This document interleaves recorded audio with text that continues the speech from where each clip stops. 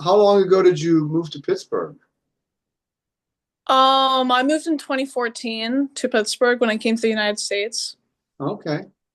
And at what point did you start looking at Ayn Rand and Milton Friedman?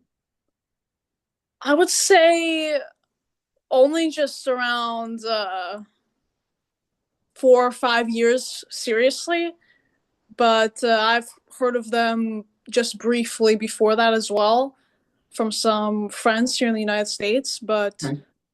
seriously only 4 or 5 years ago. Okay. So you learned about, you started looking into Austrian economics after you were in Pittsburgh? Yes, yes, because I saw the huge difference in quality of life and the mentality of people here in the United States compared to there in rural Ukraine. And I wanted to see what some of the different philosophies for explaining that were. And that's how I got into economics. And I was interested in understanding entrepreneurship and understanding opportunity. And the philosophies that really resonated to me were mostly libertarian philosophies. And from that, I heard about Mises and fell in love with Austrian economics. So do you know that Pittsburgh is the birthplace of a couple individuals who are contributing a lot to classical liberalism? I have heard of a few. I know that Grove City College is a really important college in the liberty movement. And I think they actually have some of the original papers that Mises wrote Right. still there, if Yeah. I'm Yeah. who are you referring to when you said the Well, individual. Ron Paul, Oh, that's right, Ron Paul. he's That's from Pittsburgh. He's from a community in Pittsburgh called Dormont. yes, yes, I know that. I know that area. It's he is amazing, Yeah. amazing man. And then I'm from Pittsburgh, and I'm from an area called South Park. So, for whatever reason, we Pittsburgh has something in the water or something that created some interest in classical liberalism, I guess. That's right. Black and gold are maybe the new colors of liberty.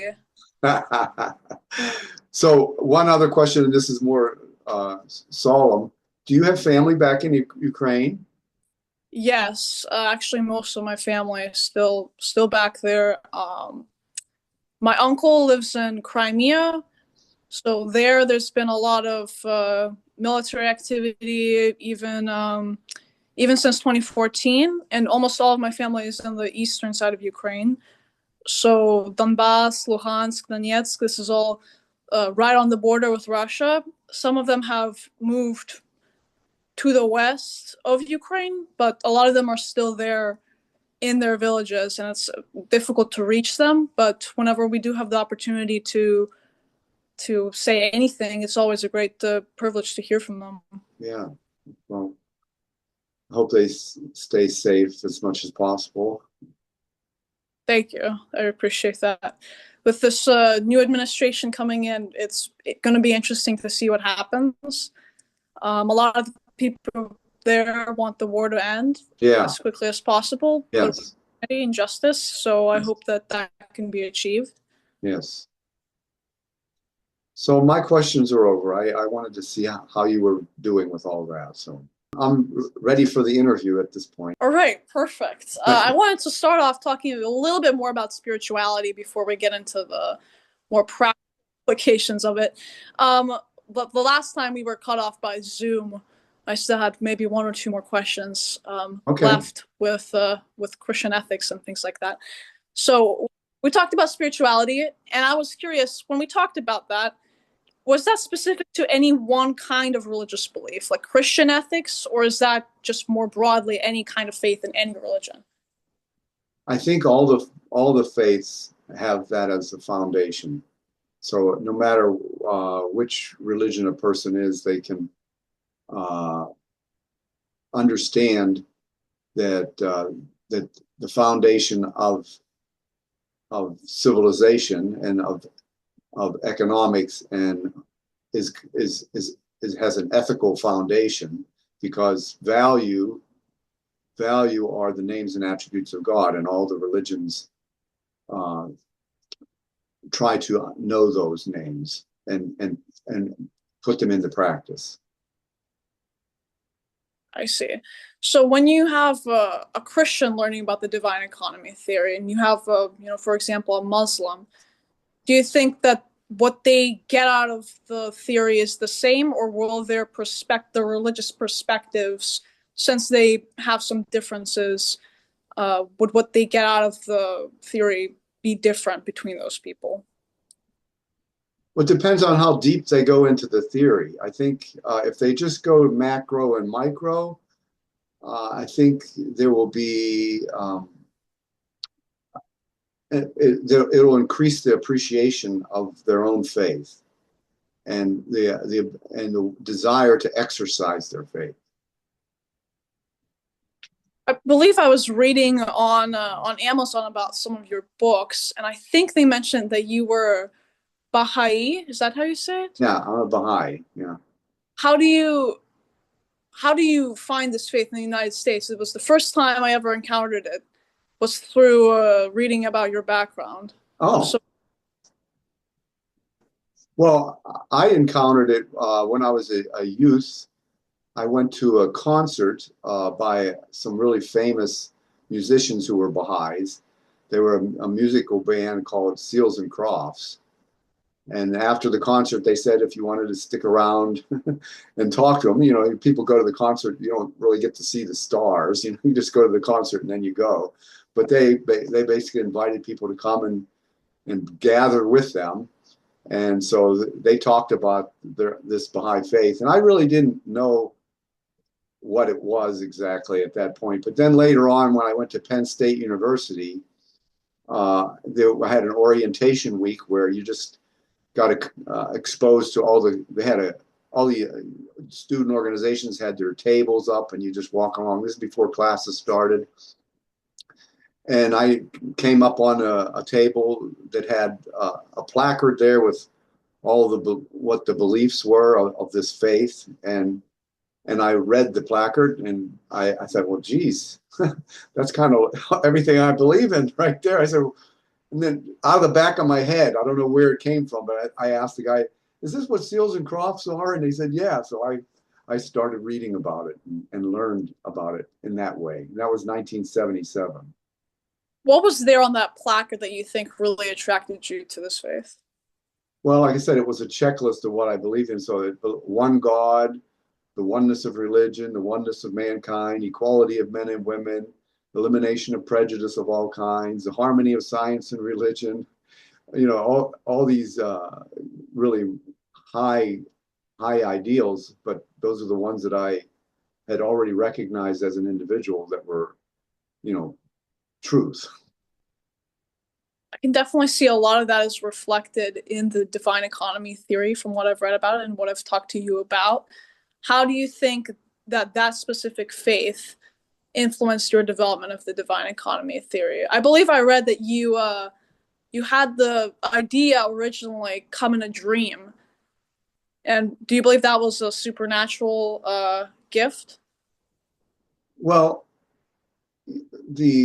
the idea, the belief in the harmony of science and religion, I had recognized that even before I read that, and then there was a confirmation of that, and that's part of my belief. And when I was, and so all the studies that I was in forestry, and then I was in horticulture, and then exposed to economics, Austrian economics. But in every one of those disciplines, I didn't look at it as a materialist. I recognized that there was something, there was a beauty beyond that in everything. And then when I became acquainted with the economic literature, again, I already knew that science and religion were in harmony. And it's funny because a person who's an atheist and they read like Mises or Rothbard, they think, oh, they're atheists because there's enough in there of non non-judgment and trying to keep things free of interpretation. That it gives the impression that they are atheists, and they may even believe that they were atheists, but they were also philosophers and scientists and great economists, and so when I read them initially, and then other great classical liberal philosophers or economists, I could see that they didn't discount the fact that there was God. They just didn't make it, they didn't bring it into their scientific investigation, but they never discounted it. And so when I read it, looking at it from the point of view of knowing that there's harmony between science and religion, I felt it was, speaking just the truth, and that expand both science and faith, or science and religion. And so, but the interesting thing about Austrian economics that helped me is, it puts entrepreneurship at the forefront. It's basically the ability to be alert and to find discrepancies, and so when I looked at the economic theories that were out there, and knowing that the science and religion harmony, and not seeing that being developed, that was an entrepreneurial discovery that I wanted to pursue. And I was always reading the literature, and then the dream you mentioned. When I had the dream and the image appeared to me, and I wrote it down, and it was all providential, because I don't usually have a pencil and paper next to my bed, but during that short period I did, and when it happened, the dream, I woke up, it startled me. I wrote it down because I never remember my dreams, hardly ever. But I thought, well, this is cool. I must have thought that. Anyway, so I wrote what I dreamt, and then I went back to sleep. And then when I woke up, I said, I knew that I had written something down.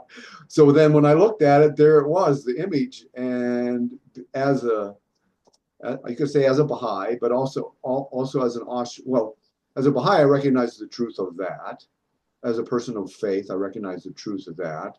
But then, because I was technically trained as an Austrian economist, I was able to unfold it. Wow, that's quite the story, definitely. I think you mentioned something very interesting about entrepreneurs and their unique role in the world and the unique role in the economy. When I look at the economy, there's so many different players, so many different jobs, so many different employers, and everyone has their own role. The teachers create the next generation of leaders, the scientists help make all these different breakthroughs. But what is it about entrepreneurs that make them unique? Well, again, the interesting thing, there's so much good literature about entrepreneurship in the Austrian tradition.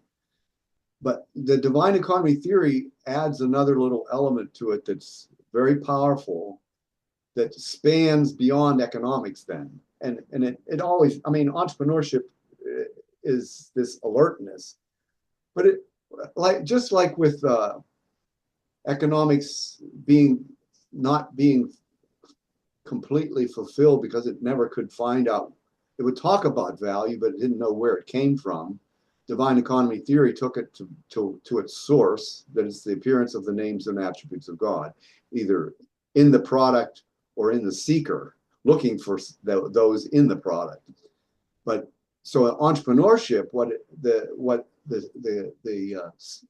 leap forward that takes place in the divine economy theory is that just recognizes that the entrepreneurial spirit is really so foundational to human beings, because human beings, by their nature, are seekers after truth. And that's all entrepreneurship is. It's seeking. It's discovering things.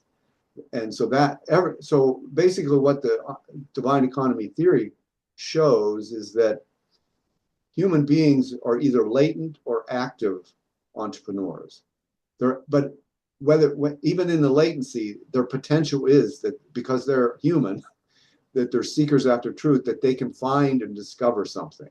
So, and that's the entrepreneurial thing. And there are people who are actually in the economy functioning at a high degree of entrepreneurship, and they're actively practicing that discovery mode, that they know they're polishing that skill, but really that skill can be brought back to its origin as them as a human being, as a seeker of truth.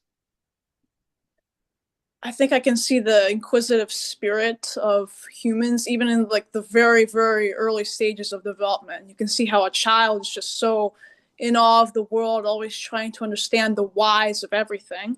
And I think there's an element of that in every entrepreneur as well. But something kind of tends to happen as you grow older, where you kind of put the imagination and the inquisition on the back burner and you focus more on security. Do you think that the state has a role in that, or is it something else entirely? The state has a role in suppressing it, or Suppressing, I would say. Huh? Suppressing it, yes. Yeah, definitely. Okay, so again, in the divine economy theory, the central axis of the model that shows in the model is the nature and role of knowledge, and everything is in terms of the model, everything is spinning around that axis, and that axis is, as infinite as goes in direct, so it affects the speed and everything with regards to knowledge. And when there's intervention, basically intervention is a human with finite knowledge imposing it on something that's infinite, but it distorts or does something, or slows it prevents the potential of this role and nature of knowledge from being complete. So that happens for individuals, and it happens for societies. And so if an individual is growing up in an environment where there's a lot of intervention, both the society will have the effect of that, because it'll have, stagnation, a lot of errors, but individuals will be affected by it too, because they're just not able. Say if an individual is alert as an entrepreneur, but they're getting the wrong signals, then that's a problem. Or if they're in a society that there's a lot of intervention, which is impeding the flow of knowledge, they're affected. So yeah, it definitely affects entrepreneurship. As someone who is an entrepreneur and interested in the divine economy theory, what does the divine economy theory say that we should be alert to? Everyone will basically say that we should be alert to the needs of consumers, but is there something deeper than that we should also be aware of? Well, I mean, if you mention consumers, then you have to go back further to, what the consumers want. And then you go back further to why do they want it? So I think entrepreneurship in that regard takes you back to, so that you start to figure out how to refine what it is that people want. If you identify that they want something, well, why do they want it? And then then you understand, well, the reason they want it is because it satisfies their desire for a name and attribute of God. Well, then if you can identify that, then you can kind of refine that product so that it does it better. So I guess in that sense, in my mind, I'm thinking, how does the divine economy theory help businesses. And it helps them because it can help them realize where value comes from, and then start to learn how to put that into practice through refining what it is that they're offering. That would be valuable, because then the consumer would be even more satisfied, you know. So everything should stem back to an attribute of God, is what you're saying, correct? All value comes from that, yeah. All right. I believe I mentioned something like this the last time we talked, but in a sort of very materialistic way, we always trace value back to basic humanistic needs. So, for example, a certain microprocessor might boost efficiency, and then this boosts your productivity, and that's why someone would say that the microprocessor is valuable. What's Is that correct to say? On the basis, I would say that's probably, you would agree that that would be correct to say. Yeah. But what's the issue of just stopping there? Well, the market is dynamic. It's changing all the time, instantaneously, you know.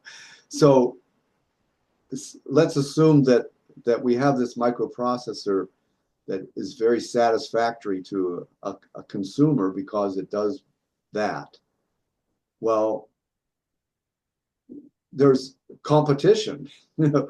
what if another entrepreneur is going to say, well, I can make a microprocessor that's even better. And why is it better? Because it meets even more needs. So if we know what it is, if it's speed, you know, if that's the name of an attribute of God that really is making them make that decision, then if that's identified, then that entrepreneur is going to channel their resources towards, well, how do I make it faster? But what if it's not speed? What if it's a different, or what if it's combination? So all those things come in, and those are being made already. Even a person who doesn't know about that aspect of it, that's what they're doing. They're trying to perfect it so that they and be better, make it better or cheaper or new, something new. You know, that's what they're trying to discover what people want, and so they can all, I mean, and so like say even if they're not aware that they're, so they recognize that this person wants a faster microprocessor, well, then they'll do that. But but it is a name and attribute of God that they're achieving by putting their resources towards making it faster.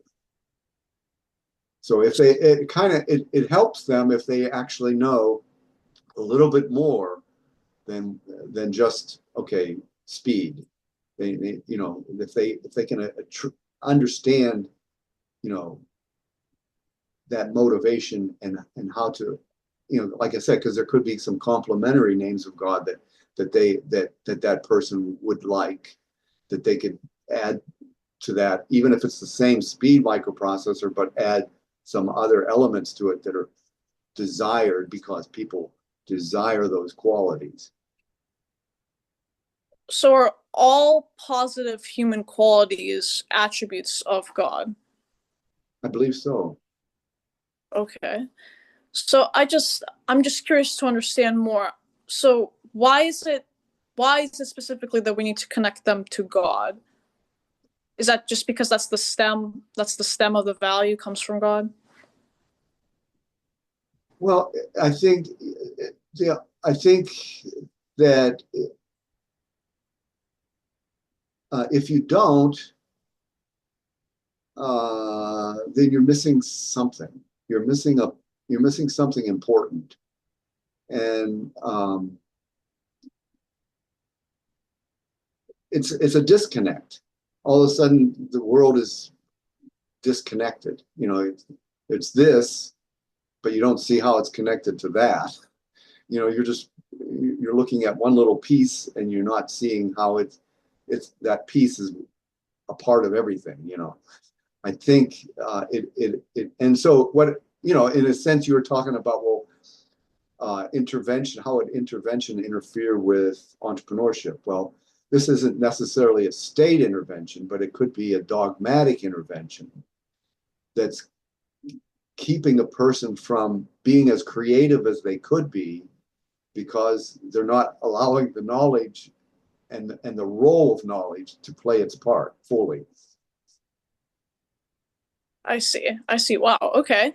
My next kind of question is more ethics based. I was curious, what does the divine economy theory guide people towards? Or in other sense, what's the highest value that someone is aiming to attain if they're a follower of the divine economy theory, both like in a personal sense and perhaps in an entrepreneurial sense?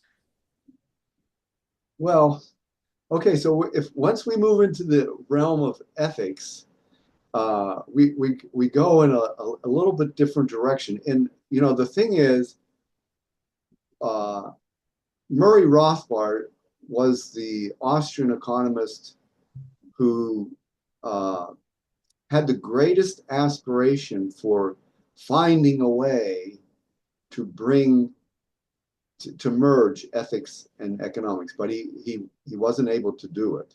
He tried, he encouraged others to do it, and and and I think the reason he couldn't do it is because Murray Rothbard basically said he was an atheist. So although he doesn't make anyone who reads his stuff an atheist. They can be someone who's not atheist and wholly appreciate everything that all the knowledge that he's bringing about. But because he was atheist, I don't think he was. That's the reason he couldn't merge ethics and economics. But the divine economy theory does merge ethics and economics, and then so we kind of go deeper, I guess you'd say, and because it's deeper, it may seem like in a different direction, but it's not. It's just deeper. So here's basically what happens when you go that direction. You find out, okay, because we're talking about these names and attributes of God as being the source of all value, and that those are basically personal positive qualities of human beings. Okay, but where do they get them? And the thing is, another thing is beautiful about Austrian economics is it doesn't throw out the history of economic thought. And so if you then allow that history, and so because philosophy, economics is a philosophical science. So it then connects in many ways with religious thought. Okay, so the history of economic thought has to be expansive in that regard.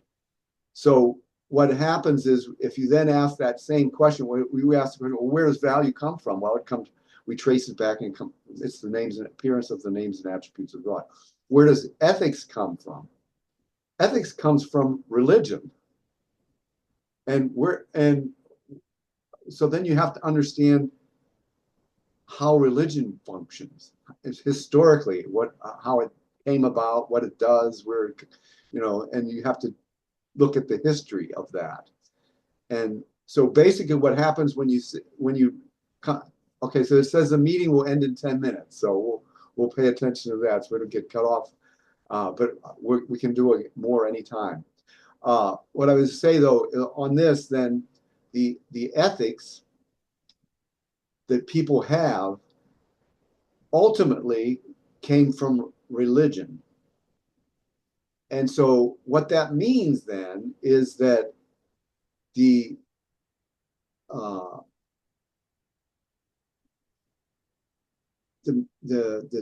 founders of these religions are ethicists. And in a sense, they're also economists, because those two, the teachings contain both of those elements in them.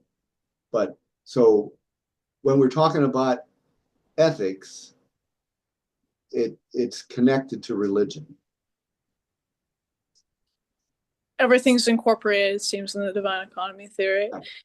But would you say that there is such a thing as a most noble pursuit in with regards to this theory? Because different religions, they have different kind of ideas of what is the most noble way to live your life and what you should be doing to move your life towards peace and success. And different atheistic worldviews will also have those kind of prescriptions. So what is that for the divine economy theory? Well, it's interesting because another thing that what ethics does when we get into the realm of ethics, it shows that means and ends are interchangeable, or that something that's a means takes you to an end, but that ends is maybe another means to something else, or sometimes means and ends are whatever you say is a means is really actually also an ends. And so that's what one of the big discoveries in the ethical economics in the divine economy theory is voluntary social cooperation is the greatest means and it's the greatest ends. Would you say that voluntary social cooperation is a greater means than an individual pursuing their own self-interest, just solely an individual, and doing whatever the individual can to pursue their own goals? Because that's sort of the idea of Ayn Rand, is that you should be fully focused on your own rational self-interest. Is the divine economy theory saying that you should instead be more focused on the community, or using the community to benefit your own pursuit of your goals? Well, Mises makes it clear also that when by a person pursuing their best interests, they create the society that's best. So, and the thing is, humans are subjective. So the only thing they can pursue, even if it's lofty, and and they say, "Oh, that's more than you." You're looking outward. It's still your choice, subjective choice. So it's serving you. So you're no matter what you pursue, whatever you're pursuing, when you're doing it out of your subjective choices, that's unimpeded and an expression of yourself, it's voluntary social cooperation, because it is doing it's giving the world what you have to give, and the world is a better place as a result of it. Some more left-leaning economists and such would sometimes disagree with the idea that the individual fits in well into the community, and their own individual pursuit is the same as the community pursuit. And they would bring up something like the tragedy of the commons is like a really common setback that people have to the idea that individuals and communities pursuing their self-interest could be working in harmony. What would you say about that? Well, I think they don't understand subjectivism. That humans, that's the way humans are. We're social. The economy is what enables us to be social, even though we're subjective. So the economy takes care of that. When a person pursues their interests, it's a part of the economy, and the economy is where all that is exchanged. The knowledge is flowing, people benefiting from it, that beyond just yourself. So I think it's just they're not quite understanding that humans are subjective and the economy is providential. think you can also learn a lot about a philosophy or economic model by understanding what they think about wealth. This kind of goes back to our last point about individuals pursuing their own values. A lot of the left-leaning philosophies certainly have a lot to say about people that quote unquote hoard wealth. But how does the divine economy theory see the pursuit of wealth? I think it's just natural. No human, all human beings. Okay, so I have a free PDF about I am capital, because what it is capital is goods for the future. Everybody, there's no human being ever, for even an instant, that wasn't looking for some goods in the future. Even if it's just the next bite to eat, and so and so that's kind of a foundational. The same people who reject this idea or have shallow understanding of wealth also would object to capital or capitalism, and that's because they don't understand what it is. Humans always are trying to become better for them. I mean, and it's and the other thing is the literature and all this is full of the word selfish, and it's all incorrect. It should just be erased and put subjective in there, because a human being is basically acting subjectively. They know what's best for themselves. Nobody else knows it. And they act on that. And someone would say, "Oh, that's selfish." It's not selfish. It's subjective. And what they're doing when they're acting is they're trying to make the next moment better than this moment, whatever it is. If it's just saying a prayer or singing a song, making them happier, okay, well, they're doing that, and they're wealthier as a result. So there's a lot of misunderstandings about wealth. I think the materialist would only see wealth materially, and that's a very strong weakness on their part. Right. I totally agree with everything you said. And there are a plethora of many misconceptions on the left and even on the right regarding how we should see wealth. But I think we're getting close to the meeting coming to an end. So I wanted to thank you for allowing me again. And also, very quickly, I wanted to tell you about a potential project that I might be involved in. Here in Pittsburgh, there is going to be a Carson Scholar Fund where we show our recent projects that what we've been working on. And I was interested in maybe showing the divine economy theory to the panel I'll be speaking to. That would be great. So maybe if you could send me the email of some of those PDFs, that would be amazing. I'll do that. I'll send you everything I have if you want. I don't know. What do you want? What do you want? Thank you. We will talk more. Okay. All right. Yeah, that's amazing. It's very sweet. I appreciate it so much. Thank you so much, Dr. Kerber. Okay. See you soon. Okay.